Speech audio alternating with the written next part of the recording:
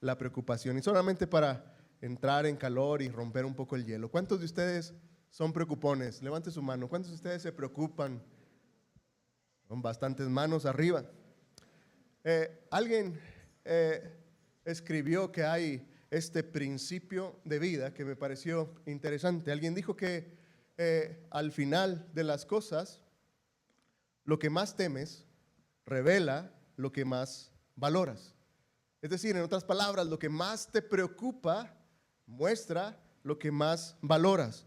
Y es decir, si te preocupa mucho la seguridad de tus hijos, es porque valoras mucho a tus hijos y te parece que es algo importante. Si te preocupas por saber si algún día te vas a casar o no, es porque valoras mucho el matrimonio y sabes que es algo importante. Este es el punto.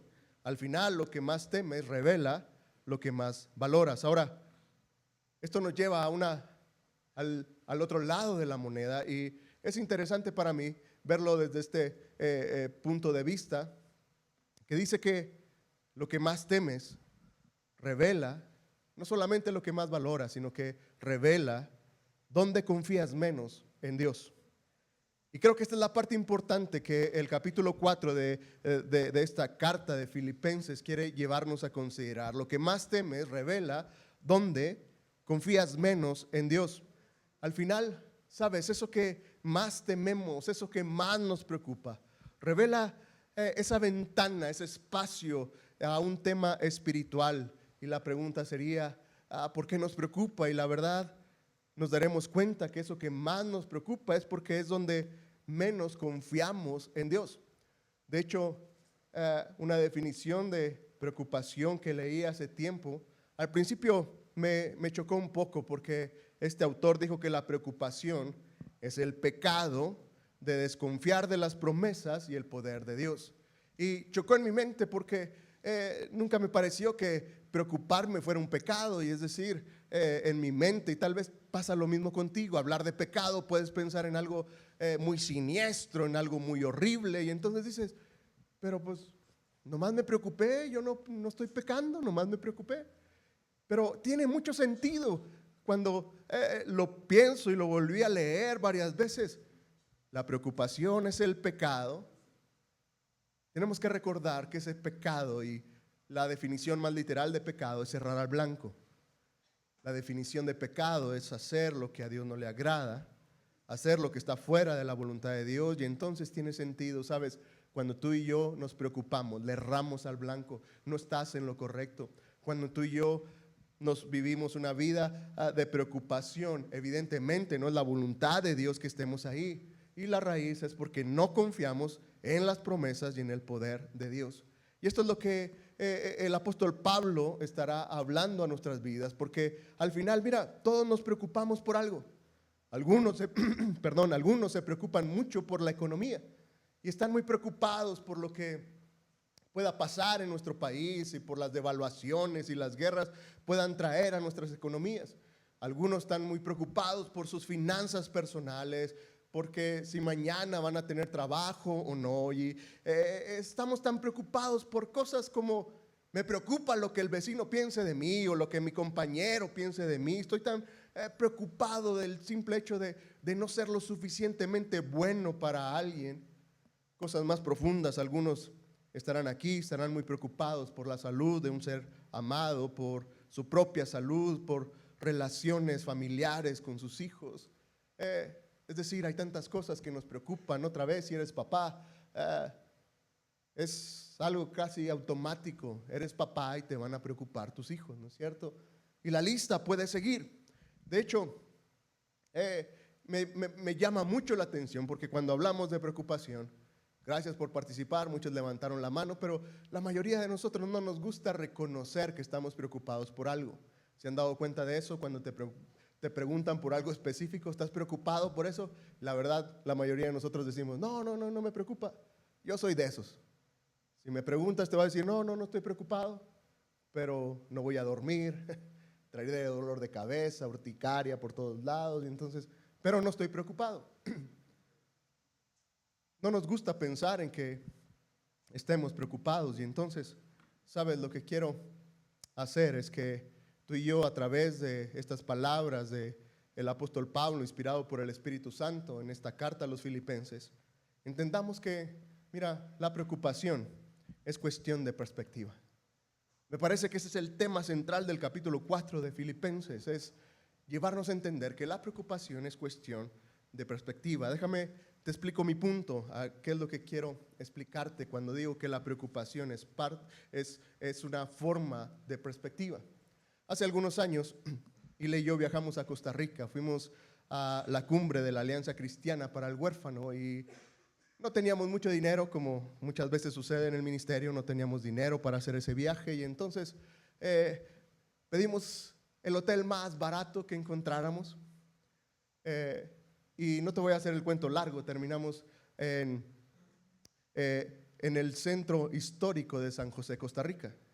Cuando llegamos con nuestros amigos a la cumbre, una pregunta de cortesía: ¿dónde se están hospedando?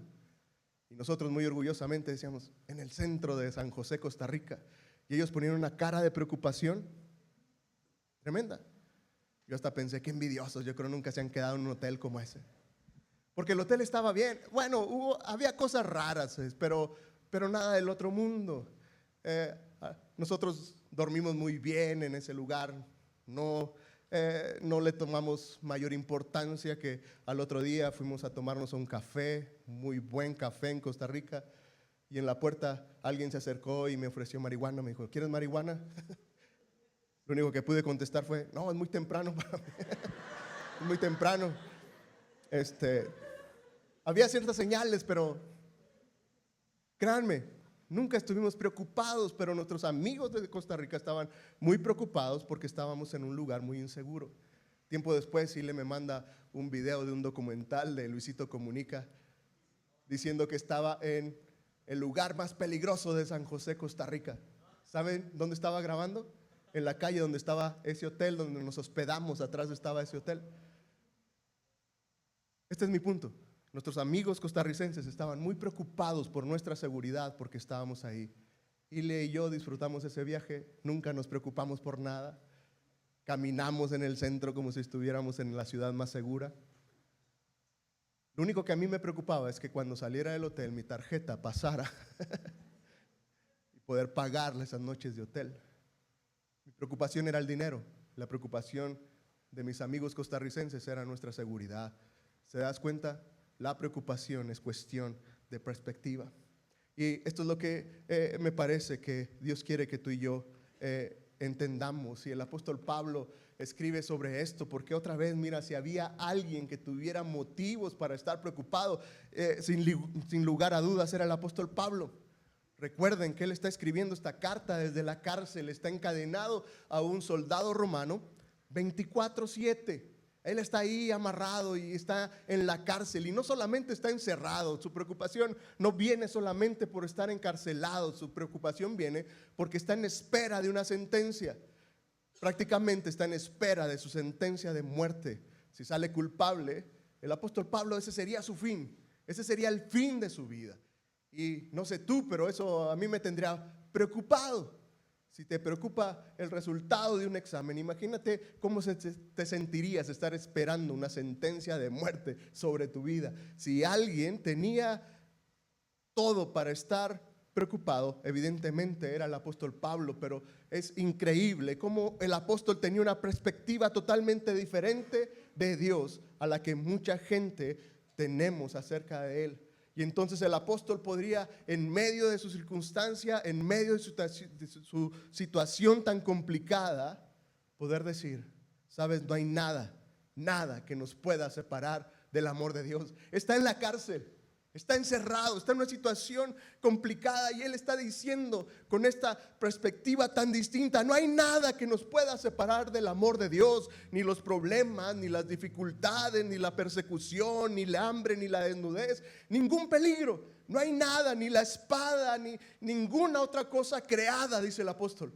No hay nada que nos pueda apartar del cuidado y la protección de Dios. Y entonces me parece que solo esto podía salir del apóstol porque tenía una perspectiva distinta de Dios. Ahora, Algo que me sorprendió de esta carta estas últimas semanas al meditar en ella es que el apóstol no está hablando de retórica, no está hablando de teoría, no está hablando simplemente de un discurso religioso que se escuche bien en la iglesia. Él está hablando desde su experiencia, y entonces el apóstol puede decir, mira, puedes confiar en Dios, porque la experiencia del apóstol era que él había visto a ese Dios cercano en medio de las tragedias más desgarradoras que tú y yo podríamos imaginarnos. El apóstol había visto a ese Dios fiel cuando naufragó. El apóstol Pablo evidentemente tendría que haber muerto en ese naufragio, pero él vio la protección de Dios y salió de eso. Vio la protección de Dios cuando no solamente una vez, sino 2 veces fue mordido por serpientes venenosas. Y vio la protección de Dios de una manera increíble. Y no solamente en eso, cuando fue perseguido, azotado. De hecho, lo dieron por muerto un día que lo apedrearon, y vio la fidelidad de Dios cuando Dios lo sacó de eso. Otra vez el apóstol pudiera decir, pensé que me iba a quedar muerto en esta zanja, pero salió de ahí. Una y otra vez lo encarcelaron, y el apóstol podía seguir confiando que Dios era un Dios fiel. Y entonces, nomás por eso le puedo creer al apóstol cuando me dice, oye, no te preocupes, de verdad no hay nada de qué preocuparte. Ese es el tema del capítulo 4 y es a lo que hoy te quiero invitar. Mira el versículo 4, en el capítulo 4, los versículos 4 y 5, dice el apóstol, comienza a decir así: regocíjense en el Señor siempre. Y otra vez les digo, regocíjense. Recuerden que este es el tema de esta carta, el gozo, el regocijarse, el estar alegre. Pero ahora el apóstol anota algo que se vuelve la clave de esta frase y le da sentido no solo a la invitación de estar alegre. Dice, regocíjense ¿en quién? En el Señor. Regocíjense en el Señor. Esa es la clave. No te regocijas nada más porque sí. No encuentras gozo nada más porque sí. Encuentras gozo, dice el apóstol, en el Señor. Y luego sigue diciendo en el siguiente versículo que la gentileza de ustedes sea conocida de todos los hombres. Y luego pueden leer junto conmigo la última parte de que dice, el Señor está cerca. El Señor está cerca. Mira, el apóstol está llamando nuestra atención ante esta verdad. Él está diciendo, no tienes por qué preocuparte. Eso me parece tan interesante porque siempre pensé que la preocupación era parte de la vida. De hecho, por mucho tiempo pensé que estar preocupado era parte de ser responsable, que era parte de madurar en la vida, y entre más maduro eres, más te preocupas porque tomas las cosas más en serio, ¿no? Cuando eres joven nada te preocupa y entonces, pues que eres un irresponsable, por eso no le preocupa nada. Pero el apóstol quiere llevarnos a todo lo contrario, a entender esto. ¿Sabes? Podemos vivir una vida libre de preocupación. El apóstol está diciendo, el Señor está cerca. Puedes vivir sin preocuparte, porque hay alguien que está ahí.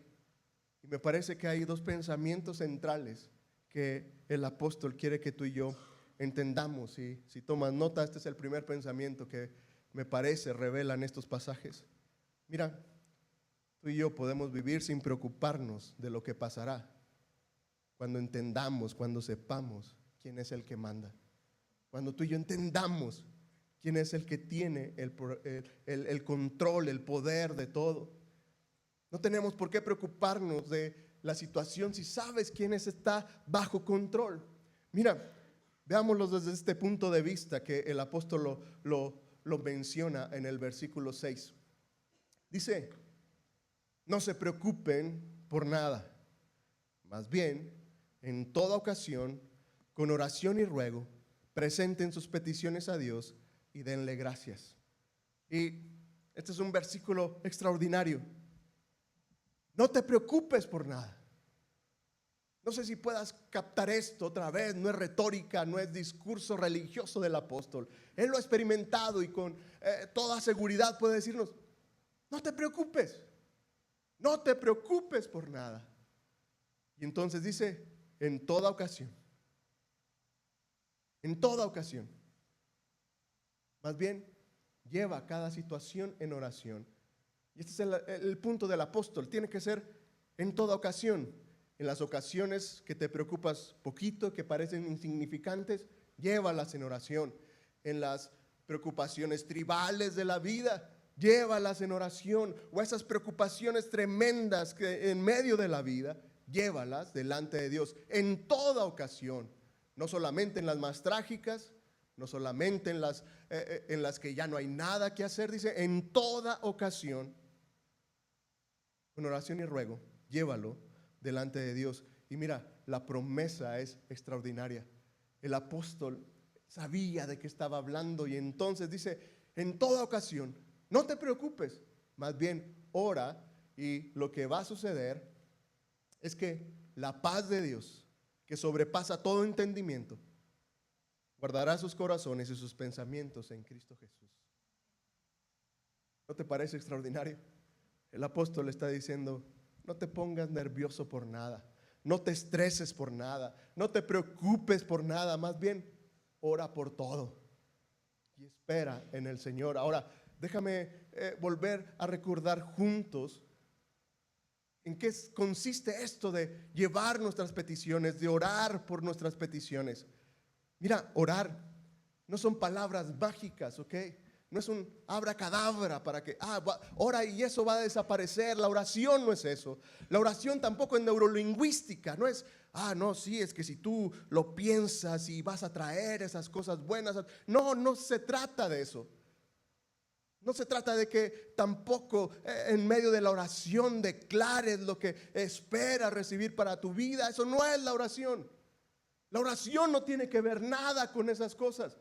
La oración tiene que ver con un acto de fe en medio de una relación con el creador del universo, en el que tú y yo tomamos aquella situación.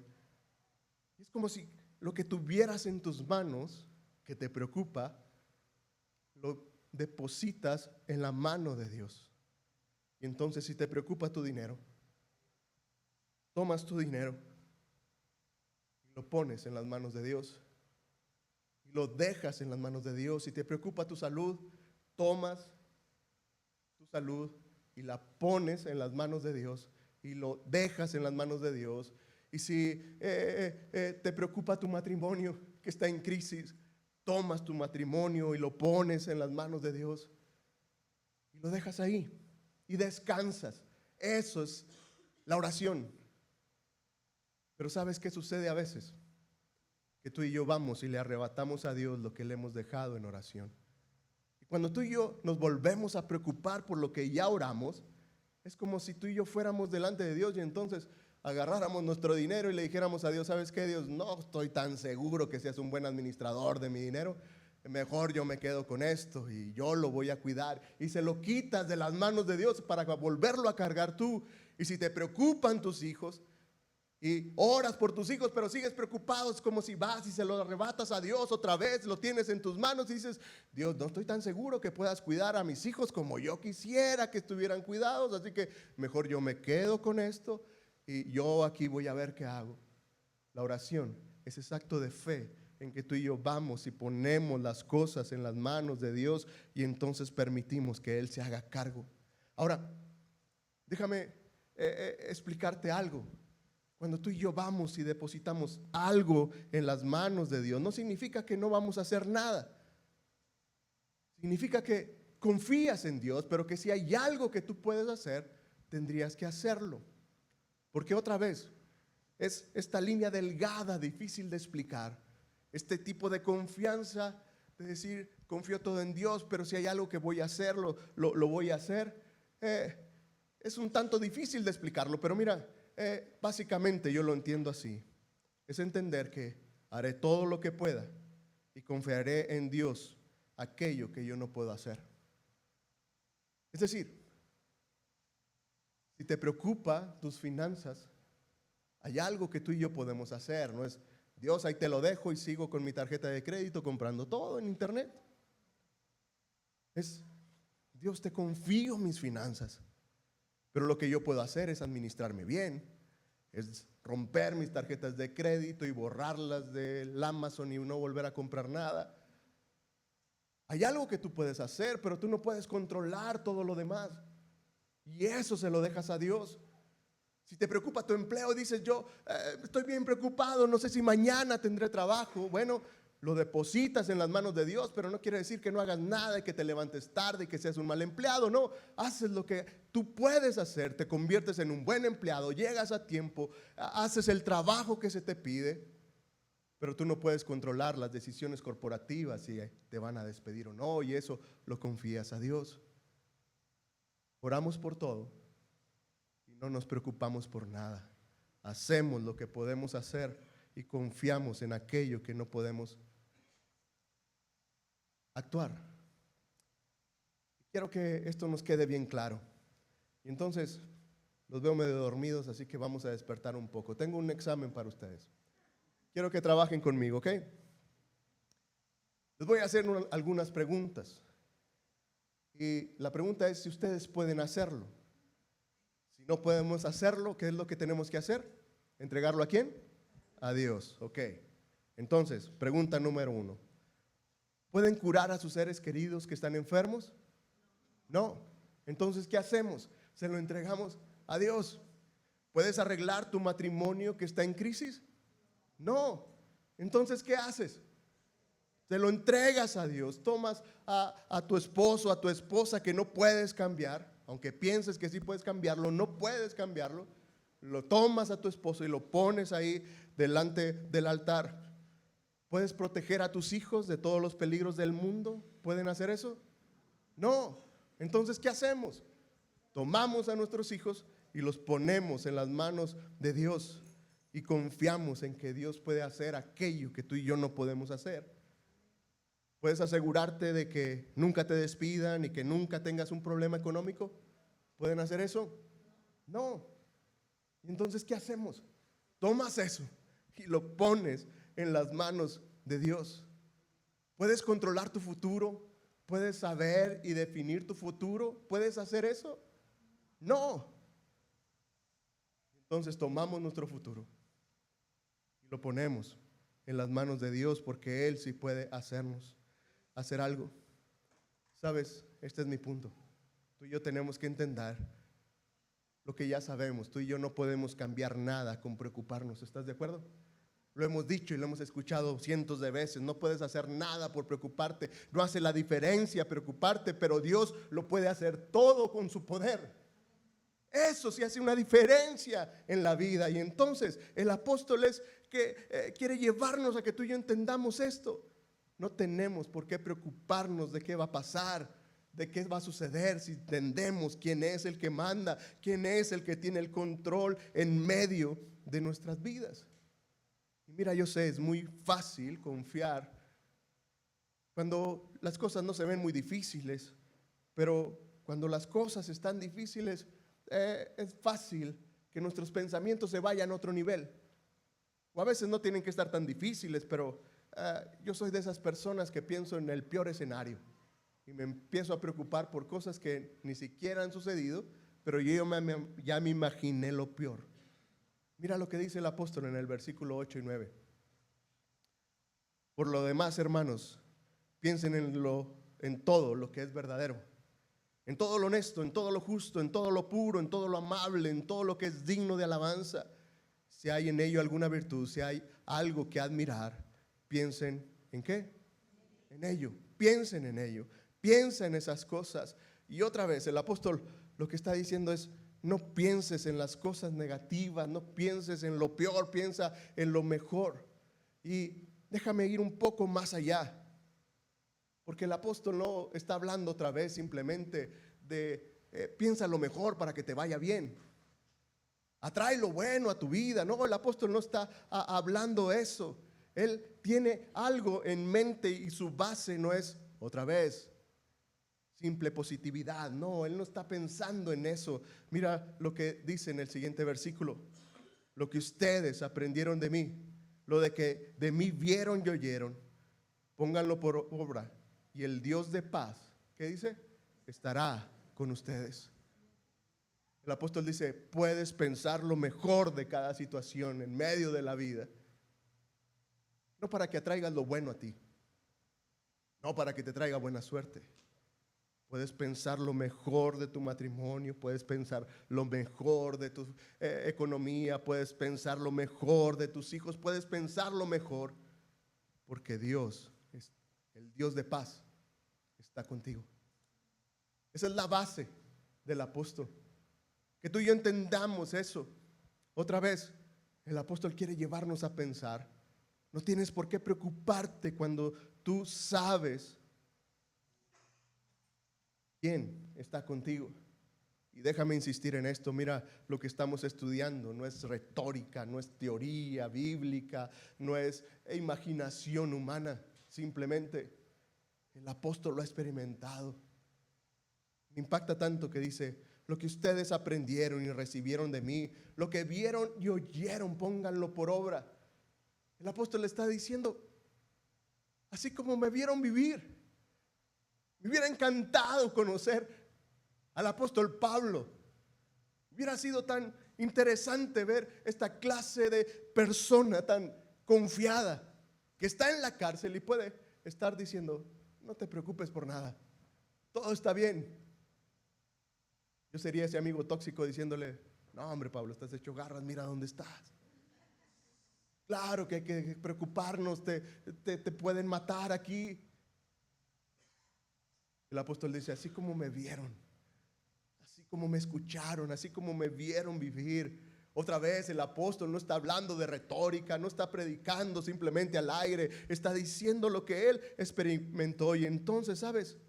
El apóstol lleva a cada uno de nosotros a considerar, podemos confiar en Dios, podemos vivir una vida libre de preocupación. Eso que te parece imposible, yo sé que ese es nuestro pensamiento. Está loco ese pastor, ¿cómo voy a vivir sin preocupaciones? Bueno, no soy yo, es Dios diciéndonos, puedes vivir de esa forma. ¿Sabes? Es interesante que mucho de lo que nos preocupa en la vida tiene que ver con lo que no tenemos. ¿Te has dado cuenta de eso? Nos preocupa mucho aquello que no hemos alcanzado, nos preocupa nuestro estatus. Y es increíble que vivimos en esta generación tan insatisfecha con lo que tenemos. Estamos en nuestra casa, pero de repente ves ese reel de esa casa nueva, acabados de lujo. No sé si te pasa, a mí me pasa, los veo y luego veo mi choza. Y digo, quisiera tener otra casa, quisiera tener esa casa. Veo el carro nuevo y entonces veo mi carcacha. Y digo, quisiera tener ese carro. ¿Te has dado cuenta? La mayoría de las personas está pensando, ojalá tuviera otra casa, ojalá tuviera otro trabajo, ojalá tuviera un mejor matrimonio, ojalá mis hijos hicieran algo distinto, ojalá estuviera menos ocupado y tener un poco más de tiempo. Y de repente te das cuenta que vivimos increíblemente insatisfechos en medio de esta vida porque no tenemos lo que creemos tener. Por eso el apóstol cierra con este pensamiento. Mira, tú y yo no tenemos por qué preocuparnos por lo que tenemos cuando sabemos quién es quien realmente satisface. Es el punto del apóstol. Mira, en el versículo 10, parece que el apóstol revela el mayor secreto de la vida. Y va gratis para ti y para mí. Dice, grande ha sido mi gozo en el Señor de que al fin han reanudado ustedes su cuidado por mí. Claro, la disposición la tenían, pero les faltaba la oportunidad. Si estuviste semanas anteriores con nosotros, el apóstol escribió esta carta en respuesta a un regalo que le hacen. Y entonces el apóstol le está diciendo, estoy bien contento, gracias por lo que hicieron.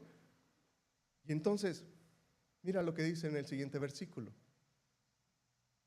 Y no lo digo porque tenga escasez, pues he aprendido a estar contento en cualquiera que sea mi situación. Y aquí está lo interesante para mí. El apóstol está en prisión, ¿recuerdas? Desde su perspectiva dice, no necesito nada. El secreto de la vida del apóstol es, he aprendido He aprendido a estar contento. Y esto es algo interesante en la vida. Tú y yo tenemos que aprender a estar contentos en medio de nuestras circunstancias, porque mira, lo natural en ti y en mí, de forma natural, tú y yo siempre estamos descontentos, siempre estamos insatisfechos. Es la consecuencia del pecado en medio de nuestras vidas. Es lo que Adán y Eva nos heredaron una vez que se rebelaron contra Dios, y el pecado entró a este mundo. Sabes, crearon esa insatisfacción. Y estarás de acuerdo conmigo. Luchas mucho por ese carro nuevo de agencia, y el día que lo tienes es el día más feliz de tu vida, pero luego te das cuenta que tu vecino compró la versión mejor que el tuyo. Ya no estás tan contento. Construyes lo que aparentemente era la casa de tus sueños, pero estás muy feliz por un tiempo, pero luego te das cuenta que te faltó una ventana o te faltó algo y ya no estás tan contento. O tu compañero de trabajo construyó en un mejor barrio que el tuyo y ya no estás tan contento. Sabes, lo natural en nuestras vidas es que estamos insatisfechos. Esa es consecuencia de nuestra naturaleza pecaminosa con la que cargamos en este mundo. Y por eso el secreto para la vida, el apóstol dice: aprende a estar contento cualquiera que sea tu circunstancia. Y el apóstol dice: he aprendido a estar contento sin importar si la situación es buena o mala, si la estoy pasando bien o la estoy pasando horrible. Mira en las palabras del apóstol, él dice: sé vivir con limitaciones y también sé tener abundancia. En todo y por todo estoy enseñado. Por tanto, para estar satisfecho como para tener hambre, lo mismo para tener abundancia que para sufrir necesidad. ¿Sabes? Este es el secreto de la vida. Aprender a estar contentos cualquiera que sea nuestra situación. Y lo que me encanta del apóstol es que no nos deja en el aire. No solamente dice: aprende a estar contento, porque hasta ahí dirías tú: oh, qué buen secreto. Pero la pregunta que sigue es: ¿y cómo estoy contento? ¿Cómo aprendo? ¿Dónde saco eso? Porque sí, la verdad, se escucha muy bien estar contento en medio de la necesidad.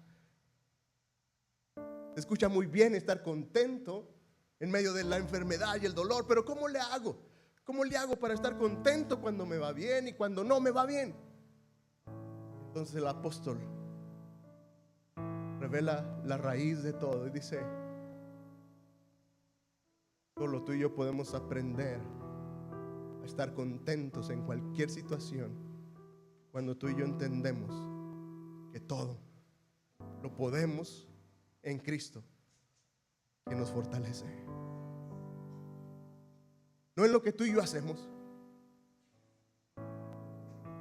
No aprendemos contentamiento por nuestras fuerzas, porque podamos confiar en nuestra buena suerte, en nuestras habilidades. El apóstol dice: sabes, el contentamiento viene cuando tú sabes que en Cristo todo lo puedes. Cuando entiendes que tienes a alguien de tu lado que te da fuerza, que te sostiene. Y ese es el testimonio del apóstol. Él está diciendo: no importa lo que tenga, al final contentamiento viene otra vez, no de lo que poseo, no de lo que pueda hacer o de mis recursos. Proviene de que sé que en Cristo todo lo puedo. El apóstol había vivido eso y por eso él llegó a decir: para mí el vivir es Cristo. Mi vida no es mía, al morir sería una ganancia. El apóstol podría decir una y otra vez: estoy escondido en Cristo, mi vida está cubierta, está guardada por Cristo. No tengo por qué preocuparme.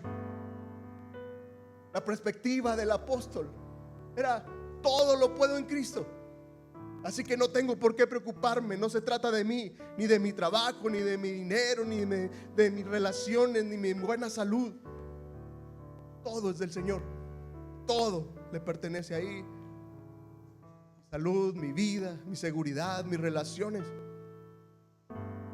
Todo tiene que ver con el poder que Cristo puede traer a mi vida. Puedo alegrarme. ¿Sabes? Este es el punto. La ausencia de preocupación es alegría. ¿Estás de acuerdo? Cuando no hay preocupación, puedes tener gozo. Es el clásico Hakuna Matata, ¿no?